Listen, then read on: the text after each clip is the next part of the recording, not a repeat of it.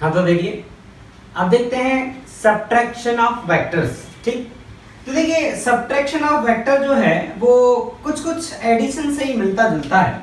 कैसे आपको समझाते हैं। तो सब्ट्रैक्शन ऑफ वेक्टर्स, ठीक। तो मान लीजिए दो वेक्टर हैं ए और बी, और आप A vector minus B vector calculate करना चाहते हैं।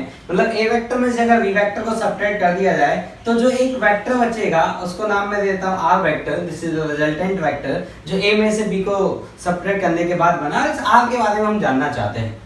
तो आप ऐसे करिए, इस वेक्टर को ऐसे समझिए, R vector equal to A vector plus minus of B vector. ठीक, अब किन्हीं दो वेक्टर का एडिशन तो मैं जानता हूं। अब एक चीज बताइए, बी वेक्टर और माइनस बी वेक्टर में क्या रिलेशन रहेगा। तो इन दोनों का मैग्नीट्यूड बराबर रहेगा और दोनों की डायरेक्शन क्या रहेगी, अपोजिट। ठीक, तो मैं मान लेता हूं ये है मेरा ए वेक्टर और ये है मेरा बी वेक्टर, और इन दोनों के बीच का जो एंगल है वो है थीटा।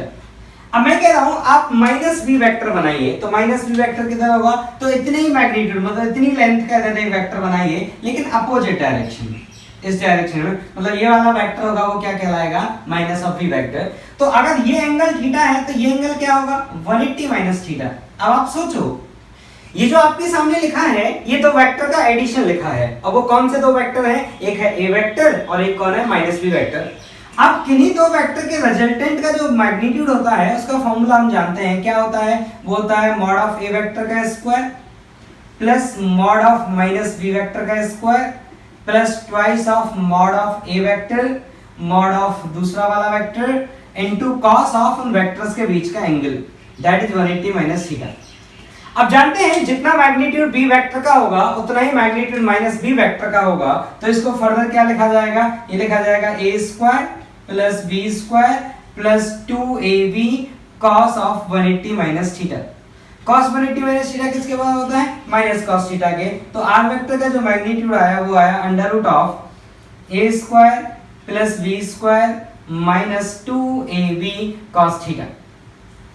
तो ये फॉर्मूला आपको याद है कि अगर दो वेक्टर के बीच में एंगल थीटा है तो उनके एडिशन से जो वेक्टर बनेगा उसका मैग्नीट्यूड क्या होता है, तो उसमें यहाँ प्लस होता है, और सब्ट्रैक्शन से जो वेक्टर बनेगा उसका मैग्नीट्यूड क्या होता है, उसमें यहाँ पे क्या होता है, माइनस होता है। ठीक, तो सब्ट्रैक्शन भी कुछ कुछ वैसा ही है जैसा एडिशन था। अब एक बात सुनिए, अब मान लीजिए मैं आपको एक एग्जांपल करके समझाता हूं, ऐसे समझिए।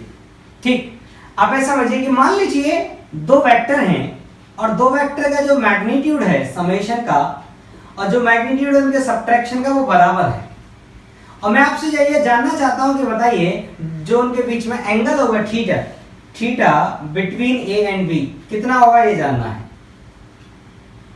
ठीक, कितना होगा ये हमें जानना है। तो देखिए कैसे सॉल्व करेंगे। तो आप क्या करें, दोनों का मैग्नीट्यूड लिखिए और बराबर लिख दीजिए। तो ये आया A square plus B square plus 2ab cos theta किसके बराबर आएगा, ए स्क्वायर इधर का magnitude B square minus 2ab cos theta.